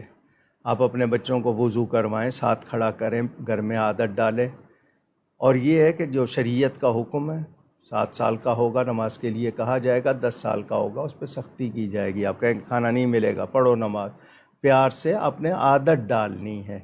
تو آپ خود ہی نہیں پڑھ رہے ہوں گے تو پھر لازمی بات ہے بچوں سے توقع کیا کریں گے؟ تو ماں کو بھی باپ کو بھی تو ان کو بچوں کو نظر آئے گا۔ بچے زیادہ تر وہ کرتے ہیں جو آپ کو کرتا ہوا دیکھتے ہیں، جو آپ کہتے ہیں وہ نہیں کرتے، جو آپ کرتے ہیں وہ آپ کو کرتا ہوا دیکھ کے کرنے لگ جاتے ہیں، تو اس کے لیے ماں باپ کو خود اہتمام کرنا چاہیے۔ اگلا سوال امیمہ ذیشان صاحبہ کا، وہ پوچھتی ہیں قسمت اور تقدیر کا کیا مطلب ہے اور ان دونوں میں کیا فرق ہے؟ قسمت کے معنی حصہ ہوتے ہیں، تقدیر آپ کے لیے قدرت کی طرف سے کیا ہے، تو وہ آپ اللہ کی تقدیر پر راضی رہیں کہ میرے رب نے میرے لیے جو لکھا ہے، جو کیا ہے وہ اچھا ہے۔ قسمت حصے کو، نصیب حصے کو کہتے ہیں۔ ہم جو کچھ کرتے ہیں ہمیں اللہ تعالیٰ نے سمجھ بھی دی ہے، عقل بھی دی ہے، رہنمائی بھی دی ہے، قرآن و سنت بھی ہے، ہمیں ارادہ و اختیار دیا ہے، تو ہم اپنے ارادہ و اختیار سے کرتے ہیں۔ وہ چیز اللہ کی طرف، چونکہ اللہ کے علم میں سب کچھ ہے، تو وہ اللہ کے ہاں لکھا ہوا ہے، لیکن ہم لکھا ہوا پڑھ کے نہیں کرتے، ہم اپنے ارادہ و اختیار سے کرتے ہیں، اسی پہ جزا اور سزا ہے۔ ہمیں اللہ کی تقدیر پہ راضی رہنا ہے، اپنی طرف سے کوشش کرنی ہے کہ خطا نہ ہو، بھول چوک ہو جائے تو توبہ کریں، ہم نیکی کریں، ہمارے پاس پوری رہنمائی موجود ہے۔ اعجاز احمد صاحب کا سوال کہ تراویح کی نماز میں اگر امام صاحب سے تلاوت میں غلطی ہو جائے تو ان کو لقمہ دینا کیا درست ہوگا، اور اس کے احکام کیا ہیں اور احتیاط کتنی کرنی چاہیے اس میں؟ جی، اس میں یہ ہے کہ جتنے سننے والے ہوتے ہیں، مقتدی فالوورز، ان کو اگر صحیح معلوم ہے اور وہاں کوئی اور نہیں بتا رہا، امام صاحب غلط پڑھ گئے ہیں، تو ان کو اس وقت بتانا ضروری ہوگا۔ اگر کوئی نہیں بتائے گا، آپ کو پتہ تھا اور نہیں بتایا اور وہ غلط پڑھ گئے، تو آپ گناہگار ہو جائیں گے، پھر سب کی نماز خراب ہوگی۔ لیکن طریقہ ہوتا ہے بتانے کا، رمضان میں سامع ہوتا ہے، اگر سامع بھی رہ گیا نہیں تو آپ کو یاد آیا تو آپ اس میں لقمہ دے سکتے ہیں، وہ اس کو فالو کر لیں گے۔ لیکن ایسی صورتحال نہ ہو کہ آپ کی وجہ سے جھگڑا ہو جائے، لوگ جو ہے وہ کسی اور شک میں پڑ جائیں، تو وہ نہ ہو۔ لیکن یہ کہ قرآن کریم آپ کو صحیح معلوم ہے کہ پڑھنے والے نے صحیح نہیں پڑھا ہے، تو آپ کو اس کو لقمہ دینا ضروری ہے۔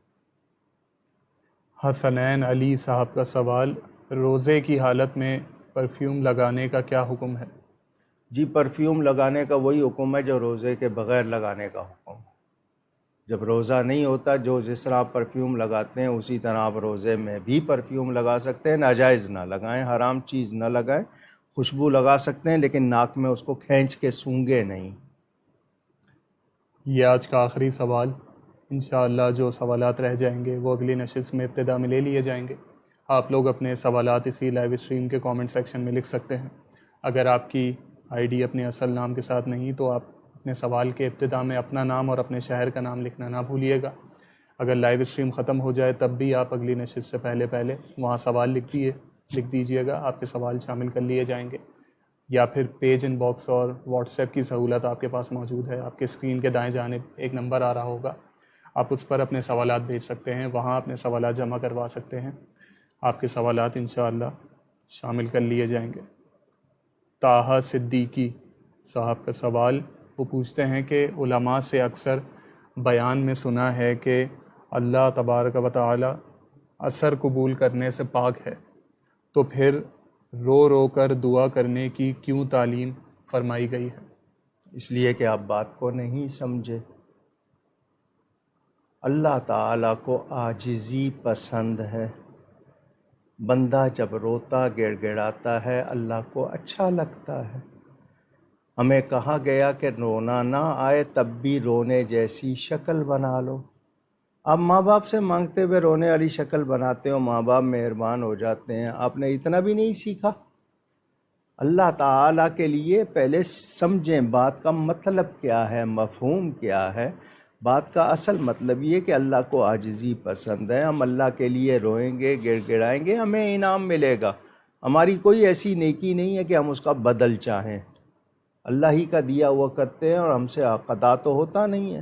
تو ہم اس لحاظ سے کہ اللہ تعالیٰ کی بارگاہ میں عاجزی کریں، جو چیز اس کو پسند ہے ویسا کریں تاکہ ہم پر مہربانی زیادہ ہو، یہ ہے مراد۔ اگر آپ نے نہیں سمجھا تو میں بہرحال ہو سکتا ہے نہیں سمجھا پایا ہوں، لیکن بتایا ہے کہ جو بات اس کو پسند ہے وہ ہمیں بتا دی گئی تو ہمارے لیے تو آسانی ہو گئی نا، تو ہمیں وہ اختیار کرنی چاہیے۔ ہم ان تمام افراد کا شکریہ ادا کرتے ہیں جنہوں نے اپنے سوالات ہم تک بھیجے اور اپنے تعریفی کلمات سے ہمیں نوازا، جن میں سحر خان صاحبہ، عثمان احمد صاحب، عبد الرؤوف صاحب، اکرام شریف صاحب، زیغم نواز صاحب، حسان قادری صاحب، بنت عابد صاحبہ، عبداللہ نقشبندی صاحب، اقبال رضا صاحب، سمینہ راوڈہ صاحبہ، اعجاز سندھی صاحب، محمد قادری صاحب، سلطان محمد صاحب، ثاقب رضوان صاحب، فوزیہ عبدالقادر صاحبہ، شکیلہ فیاض صاحبہ، آصف فاروقی صاحب، صہیبہ منصور صاحبہ، ذیشان قریشی صاحب، محمد ایوب صاحب، جنید علی صاحب، محمد عارف صاحب، فاطمہ عامر صاحبہ، سید فیاض صاحب، محمد شفیع صاحب، اسرار خان صاحب، مزمل بصرہ صاحب، مرتضیٰ چوہان صاحب، اسامہ انصاری صاحب، فضا خان صاحبہ، اشعر چودھری صاحب، فرحان انصاری صاحب، عمارہ حسن صاحبہ، ریحان شیخ صاحب، فضا علی صاحبہ، عبد الکریم صاحب، محمد عمر صاحب، اعجاز احمد صاحب، اظہر شیخ صاحب، جاوید احمد صاحب، آمنہ سعد صاحبہ، حمزہ معین صاحب، سائمہ شیخ صاحبہ، کریم صدیقی صاحب، ارباز صاحب، نادیہ شاہین صاحبہ، محمد عدنان صاحب، محبہ ماکدہ صاحبہ، عبد الرشید صاحب، احمد خان صاحب، اقرا وسیم صاحبہ، طلحہ صاحب، سید ساجد صاحب، دانش صاحب، محمد جنید صاحب، حماد مصطفی صاحب، اکرام اللہ خان صاحب، شہریار صاحب، ناصر خان صاحب، شاہ نواز صاحب، خاقان حیدر صاحب، طیبہ فہیم صاحبہ، رفعت عالم صاحبہ، فاروق اجمیری صاحب، محمد علی صاحب، آصف علی صاحب، تجمل انصاری صاحب، ندا فاطمہ صاحبہ، وسیع احمد صاحب، محمود عالم صاحب، بشیر احمد صاحب، عادل خان صاحب، سہیل احمد صاحب، وقاص مصطفیٰ صاحب، امیمہ ذیشان صاحبہ، عدیل نواز صاحب، حسنین علی صاحب اور طاہا صدیقی صاحب، اور جن جن کے نام شامل نہ ہو سکے ہم ان سے معذرت چاہتے ہیں۔ آپ ہمارے لیے دعا کیجیے گا، ہم آپ کے لیے دعا گو رہیں گے۔ عمرہ اور زیارت پر جانے والوں کے لیے ایک التجا، ایک اپیل۔ مسجد نبوی شریف میں جو لوگ جاتے ہیں اور جب واپس نکلتے ہیں تو اپنی جوتیاں زمین پر پٹکتے ہیں، وہ پٹکتے ہیں، ہاتھ میں ہوتی ہیں تو پھینکتے ہیں پہننے کے لیے، اس سے آواز ہوتی ہے اسی زمین میں رسول اللہ صلی اللہ علیہ وسلم آرام فرما ہے۔ میں آرام سے بھی تو رکھ سکتا ہوں نا جوتی زمین پر، پٹکنے کی کیا ضرورت ہے؟ اس سے آواز ہو۔ اور یہ کام ہر دروازے پر ٹک ٹک ٹک ٹک کی آوازیں آ رہی ہوتی ہیں۔ ہم لوگ اس شہر میں جا کر بھی ادب نہیں کریں گے تو کیا پائیں گے؟ تو وہ تمام زائرین، وہ تمام خوش نصیب جو وہاں جا رہے ہیں، کوشش کریں ایک تو مسجد میں اپنے فون کی گھنٹی نہ بجائیں، موسیقی جو ہے وہ مسجد میں نہ بجائیے۔ دوسرا، روضہ رسول کو پیٹ کر کے فوٹو نہ بنائیے، اور یہ نکلتے وقت اپنی جوتیاں اس طرح زور سے نہ پٹکیں کہ ان کی آواز ہو۔ ادب کیجیے۔ ادب گاہیست زیر آسماں، از عرش نازک تر، نفس گم کردمی آید، جنید و بایزید جا۔ یہ آسمان کے نیچے عرش سے زیادہ نازک مقام ہے۔ حضرت جنید و بایزید جیسی ہستیاں وہاں سانس ادب سے لیتی ہیں، گم کرتی ہیں۔ ہمیں بہت ادب کرنا چاہیے۔ میری تمام زائرین سے گزارش، بہت احتیاط کریں، مسجد میں دنیا کی باتوں سے بچیں۔ وہ مسجد نبوی شریف ہے، جتنا وقت وہاں بیٹھیں درود پڑھیے، تلاوت کیجیے، نیکی کیجیے، ایک دوسرے کو نیکی کی باتیں سکھائیے، دنیا کی باتوں سے بچیں۔ وہاں سے یہاں فون ملا کر لوگوں سے باتیں کرنا، مسجد کے اندر ان کو وہ ویڈیو وغیرہ کرانا، یہ نہیں کرنا چاہیے۔ ادب کی جگہ ہے۔ اللہ ہم سب کو ادب کی توفیق عطا فرمائے۔ آمین۔ گفتگو میں کہیں مجھ سے کوئی غلطی ہوئی ہو، اللہ تعالیٰ اس کے رسول صلی اللہ علیہ وسلم کی بارگاہ میں توبہ کرتا ہوں۔ بہت شکریہ، نیکی کیجیے، نیکی پھیلائیے۔ والسلام علیکم ورحمۃ اللہ وبرکاتہ۔